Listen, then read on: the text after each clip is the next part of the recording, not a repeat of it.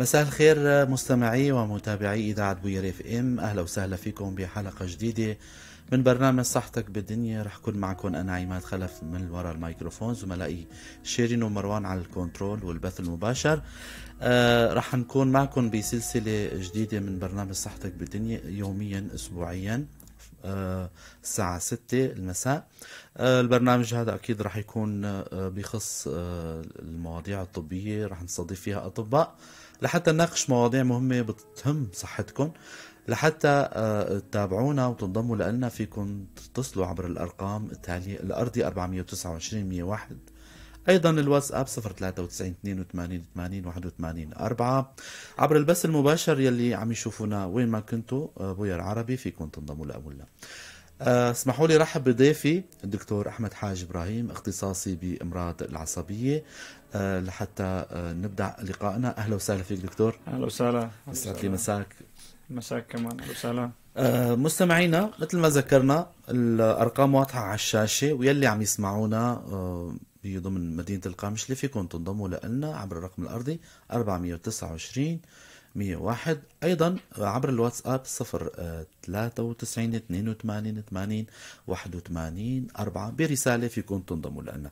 موضوعنا هو مهم كتير، موضوع اللي رح نحكي فيه هو موضوع الصرع. يا ترى شو هو، شو الفرق بينه وبين الاختلاج، شو العلاج، شو الأعراض اللي عم تظهر على مرضى الصرع، شو المضاعفات، وكتير من الأسئلة رح نطرحها على الدكتور. لكن بداية الحلقة كتعريف رح يعرفنا يا هذا الحالة أو النوع أو المرض شو هو يا ترى؟ تمام. طبعا موضوع الصرع موضوع بحث كبير كتير. طبعا عندنا حالات كتيرة من هالمرضى. مبدئيا كتعريف ممكن نلخص تعريف الصرع. هو عبارة عن اضطراب في الجهاز العصبي المركزي ناتج عن نشاط غير طبيعي بالدماغ. يعني مثل ما يقول بالعامية كهرباء زيادة بالدماغ. هاي بالعامية عم يشاع. نحن بالكلام الطبي نقول نشاط غير طبيعي في الدماغ يؤدي إلى نوبات صرع، تغيرات في السلوك، وأحيانا في المراحل ممكن يؤدي إلى فقدان الوعي. تمام دكتور. هلا كثير من الناس ربما عم يسمعون هلا يعني بيخطر على بالهم يا ترى الصرع له دور بموضوع الوراثة، له دور بموضوع زواج الأقارب، له دور ب يعني أمور معينة تتعلق حتى أنه الطفل يكون ببطن أمه أثناء الخلقة أو لحتى بعد الولادة. لو تنورنا هالموضوع هالمحور. طبعا موضوع مهم هذا. من ضمن الأسباب الصرع هو أول سبب هو الوراثة. الوراثة له دور كتير كبير بمرضى الصرع، خاصة بالأقارب الدرج، بالطفل الأول أو الطفل الثاني أو الطفل الثالث. طبعا مو شرط 100% أنه يصير مع الأطفال. طبعا اللي ياخذوا هالوراثة من الأب أو الأم مو شرط أنه يصير 100%، إنما الوراثة له دور كتير مهم بهالموضوع. بالنسبة للأطفال اللي هن يعني قبل ما يولدوا كمان بتصير، وهي حالة شائعة كتير طبعا بنتيجة تعرض الأم. مثلا ممكن الأم ما يكون مصابة، ولكن تعرض الأم لمضاعفات مثل نقص أكسجة، مثل أي إنتان شديد، ممكن أي إصابة شديدة ممكن يصير مع الطفل أثناء الولادة أو بعد الولادة نوبات صرع. فله دور كتير مهم طبعا الوراثة، وهو أول الأسباب. وموضوع الطفل اللي هو ببطن الأم كمان ممكن يصير في حال تعرض الأم، أو إذا كانت الأم مصابة كمان ممكن ينقل الموضوع لطفلها. طبعا هذا الكلام مو 100%، إنما له دور كتير مهم يعني ضمن الإحصائيات. تمام. أكيد رح نحكي عن الأسباب بشكل مفصل أكثر من هيك. لكن دكتور، السؤال اللي بيخطر على بالي إنه يا ترى شو الفرق بين الاختلاج والصرع؟ تمام. هذا سؤال كتير كتير مهم. طبعا أغلبيتنا عم يقولوا الاختلاج هو الصرع والصرع هو الاختلاج. طبعا هذا كلام لا. الاختلاج هو عبارة عن حالة طبية بنتيجة تقبض لا إرادي بمجموعة من العضلات. هو عبارة عن تقبض لا إرادي بمجموعة من العضلات بشكل سريع ومتكرر، طبعا مما يؤدي إلى تغيرات سلوكية. بهالحالة يعني الاختلاج بيؤدي لنا إلى انتفاضات لا إرادية بالجسم. هذا هو الاختلاج. طبعا هون في شغلة كتير مهمة، يعني مو كل نوبة صرع تؤدي إلى اختلاج، ولا كل اختلاج يكون سببه نوبة صرع. أيوة. إيه، مو كل نوبات الصرع تؤدي إلى الاختلاج تماما. ولا كل اختلاج يكون سببه نوبة صرع. مثلا مريض اللي يتكهرب مثلا، يصير معه صدمة كهربائية، هو معرض للاختلاج ولكن ليس مريض صرع. صح، هو معرض للاختلاج، مريض سليم. مريض سليم. إنما في عامل مؤهب اللي هو صعقة الكهرباء مثلا أدت إلى حدوث الاختلاج معه، وهذا شيء عرضي، يعني بعد ما يتشافى المريض هذا ما يعتبر مريض صرع أبدا. مثلا مريض الغطس، الواحد مثلا لما يفوت على الغطس يصير معه استنشاق، ممكن يقوم ويصير معه نوبة اختلاج، هذا مو مريض صرع، هذا نحن نسميها اختلاج. ولكن الاختلاج هو عرض من أعراض الصرع، هو عرض من أعراض الصرع، إنما كل واحد له معنى لحاله. تماما. هاي الفكرة تقريبا التفريق بين الاختلاج والصرع. بظن صارت واضحة للمستمعين ولا؟ رح أذكر مستمعينا للي عم يسمعونا هلا عم تسمعوا برنامج صحتك بالدنيا.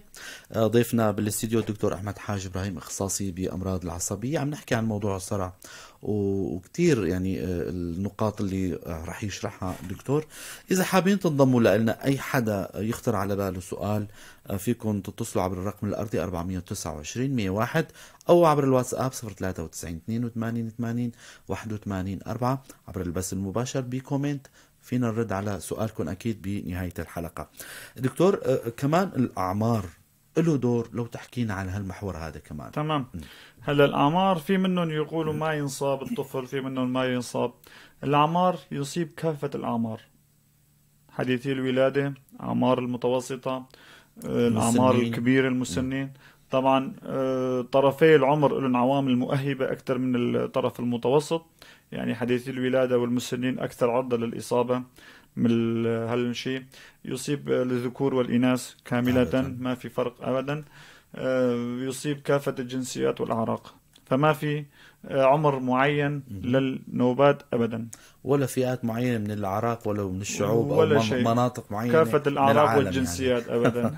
يعني هذا المرض ما ظلم حدا. تمام، ما ظلم حدا. دكتور، هلا بنحكي المستمع عم يسمعنا هلا وبنتمنى الكل انه يستفيدوا. يا ترى حدا عم يتساءل، طيب شلون بدي اعرف انه هذا المريض ماشي بالسوق ووقع وجته النوبة؟ شو هي الأعراض اللي عم تظهر على هالمريض هذا لحتى نعرف انه هذا مريض صرع مثلا؟ تمام.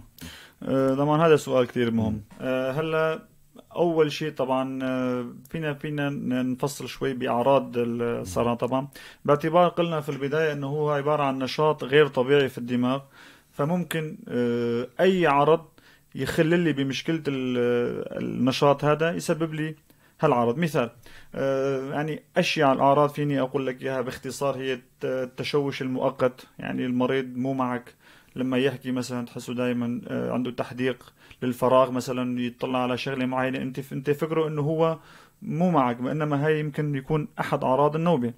التشوش المؤقت، التحديق بالفراغ، تيبس بالعضلات، ممكن يصير صلابه بالعضلات، حركات لا اراديه بالاطراف العلويه او السفليه او الاثنين مع بعض ممكن يصير بهالحاله. في مراحل نهائية ممكن يسبب لنا فقدان وعي. طبعا هالحالة طبعا إذا استجوبنا مثل مريض وقع بالشارع اسعفناه على أقرب مشفى، نحن ضروري المهم نسأل عن قصته المرضية، سواء في عنده هالمرض ولا لا. على هوا القصة رح نتوجه للنوبة أو الأسباب الأخرى للسبات أو الأسباب الأخرى لسقوط هذا الشخص. دكتور، المرضى الصرع كمان نلاحظ أو المرضى، خلينا يعني بدي أسأل سؤال كصيغة سؤال للمستمع. يعني أحيانا بنشوف نلاقي مرضى بيطلع من تمن مفرزات أو زبد إذا قلنا بالعامية. شو هالحالة هاي كمان؟ طبعا هاي حالة هاي حالة شائعة، هاي نحن حالة إسعافية، هاي حالة تدبير مشفى، نحن نسميها حالة صرعية، اسمها حالة صرعية. طبعا في فرق بين الدراسات القديمة وفرق بين الدراسات الحديثة حول هالموضوع. هلا نحن الحالة الصرعية شو تعريفه؟ هو استمرار النوبة أكثر من 5 دقائق أو نوبتين دون استعادة الوعي بينهما. استمرار النوبة أكثر من 5 دقائق، المريض يعض على اللسان، زبد، انفلات مسرات، غياب عن الوعي أكثر من 5 دقائق، أو نوبتين دون استعادة الوعي بينهما.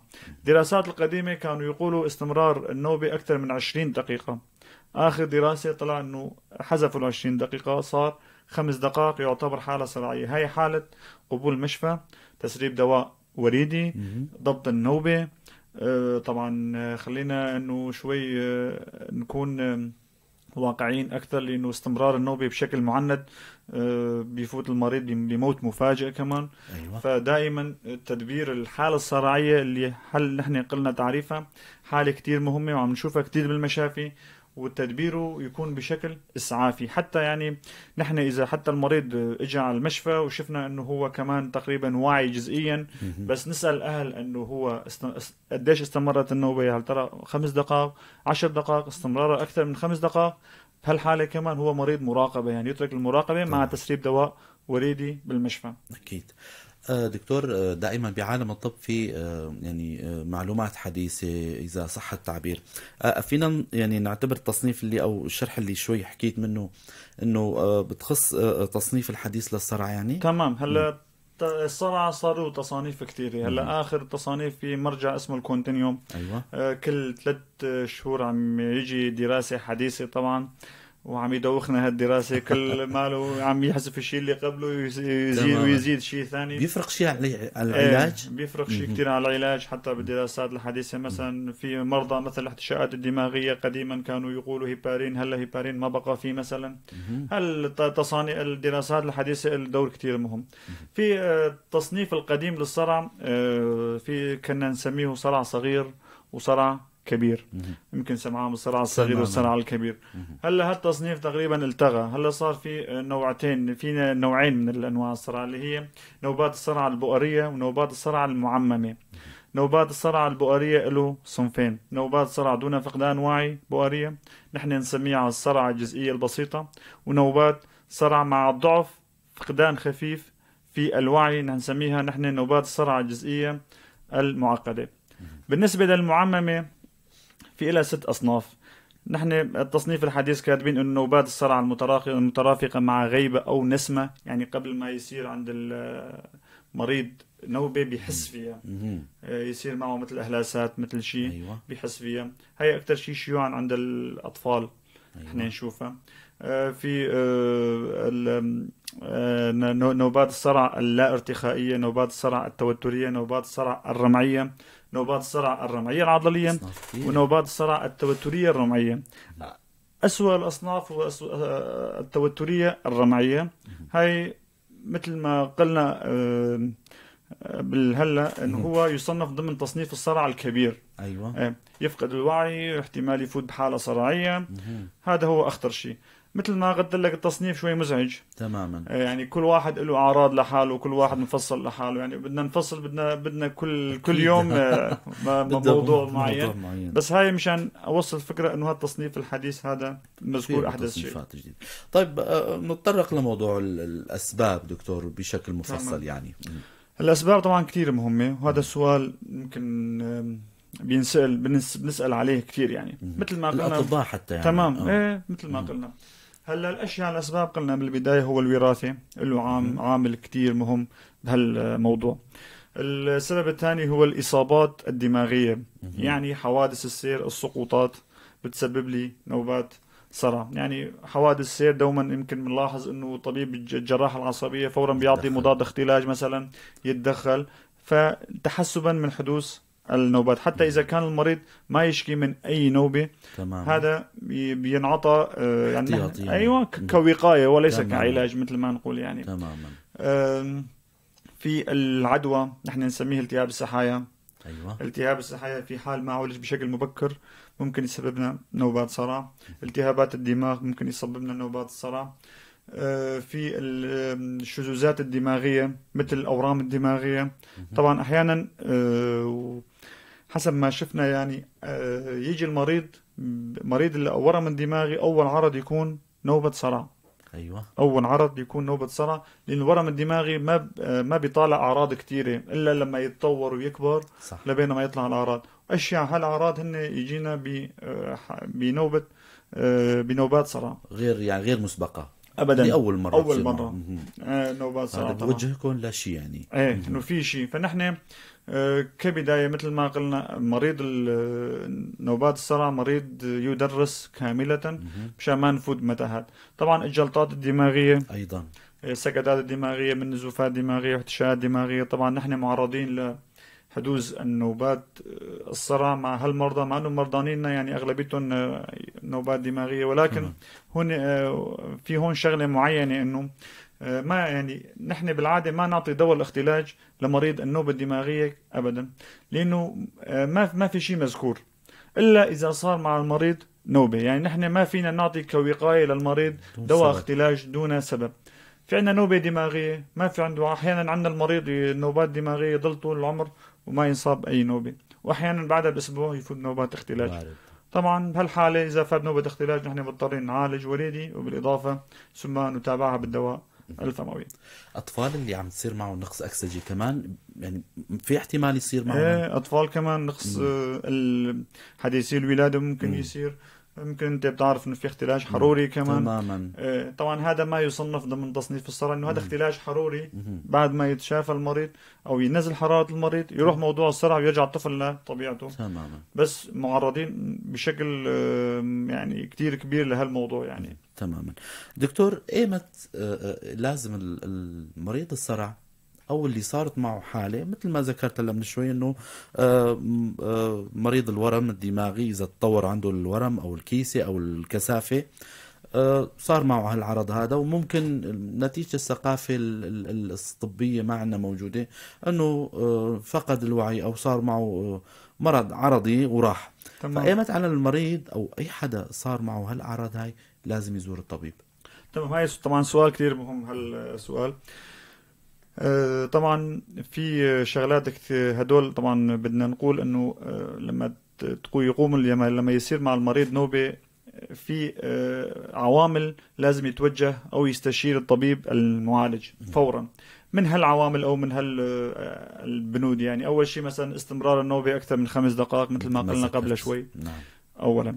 ثاني شيء مثلا طبعا نحن عم نحكي عن المريض اللي عنده بالاصل صرع وايمت بده يراجع طبيبه. تمام.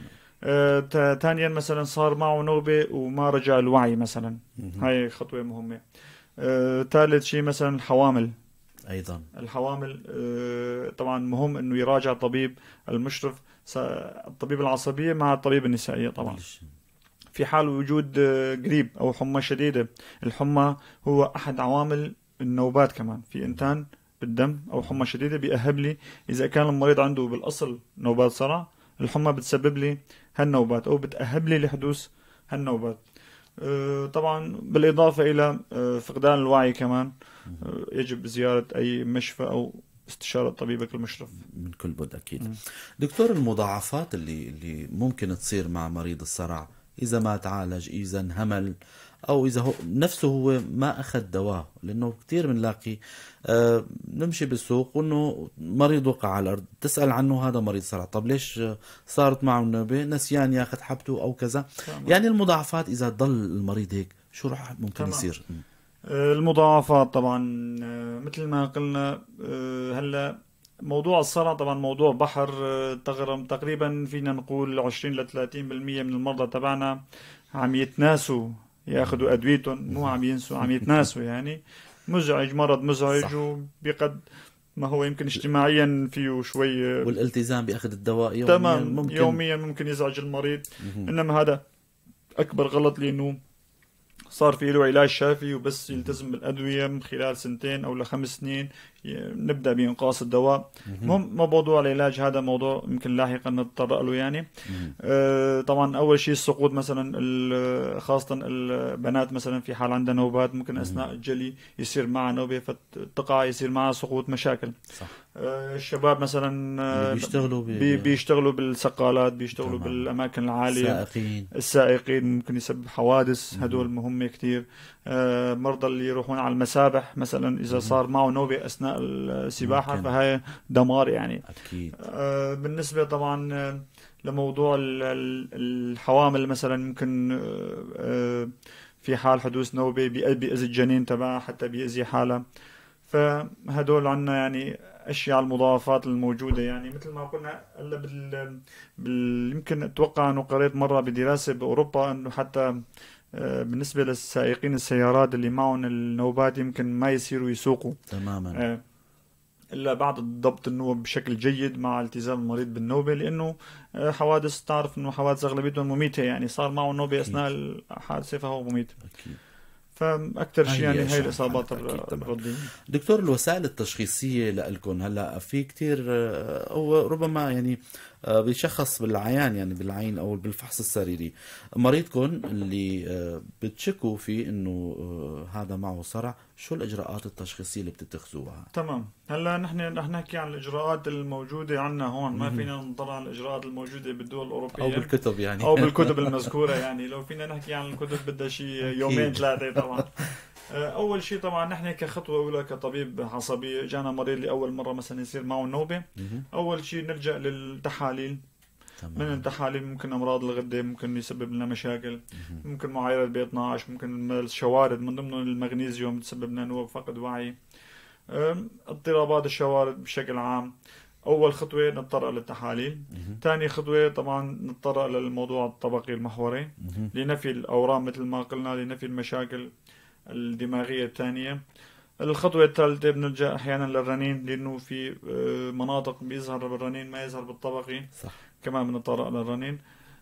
تخطيط الدماغ هو تقريبا فيك تقول انه موجه 70-80% للمرض، يعني بيظهر لك موجات بيبين انه في عندك موجات باي منطقة بالدماغ. انما يعني مو شرط انه 100% انه التخطيط يكون، يعني احيانا يكون تخطيط طبيعي بس المريض ايضا عنده نوبة يعني.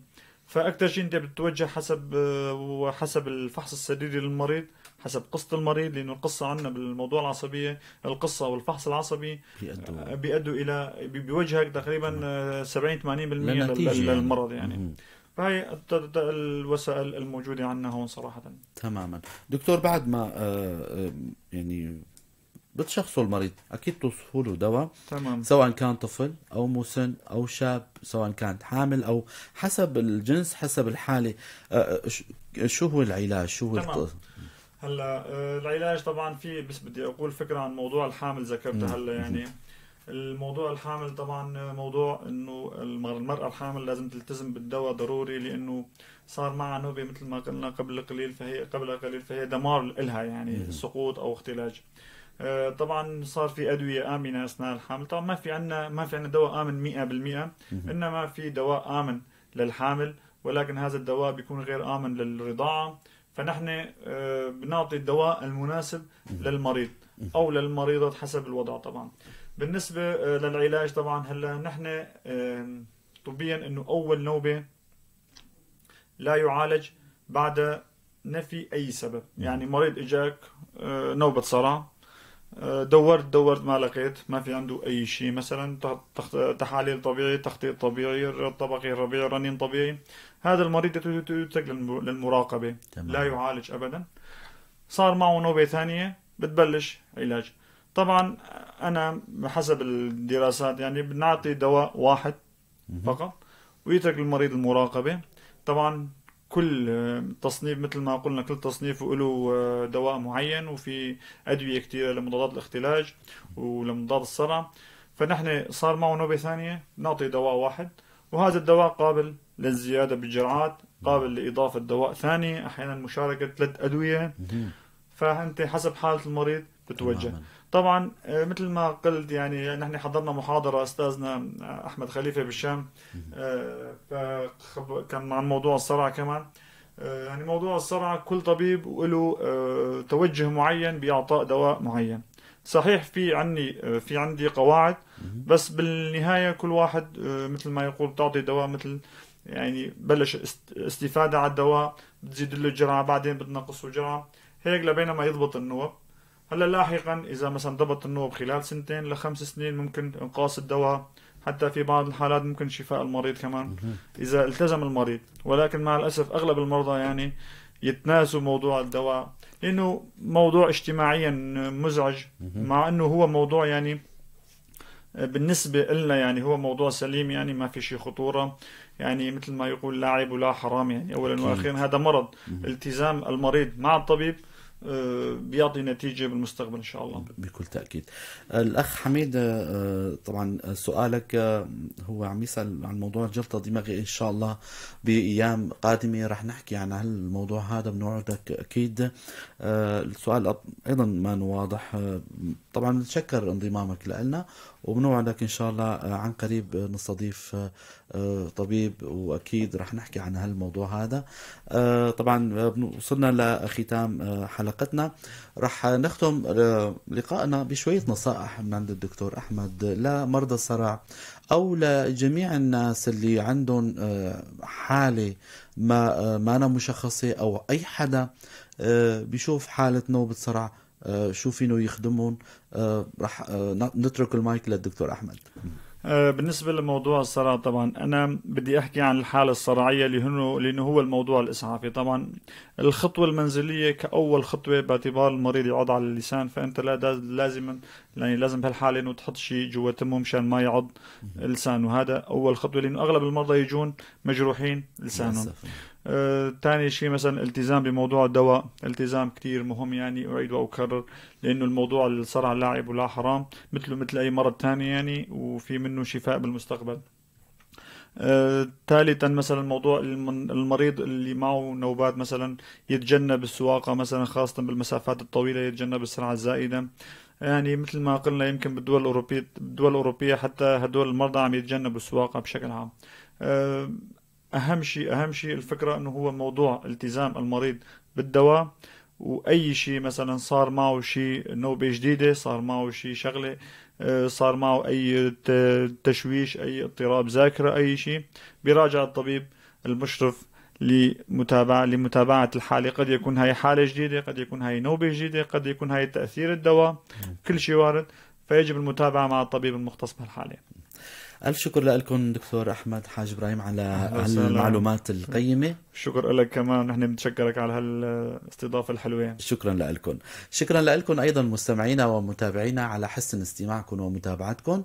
ضلوا معنا للأسبوع القادم ضيف جديد وحلقة جديدة. ضلوا بخير وسلامة.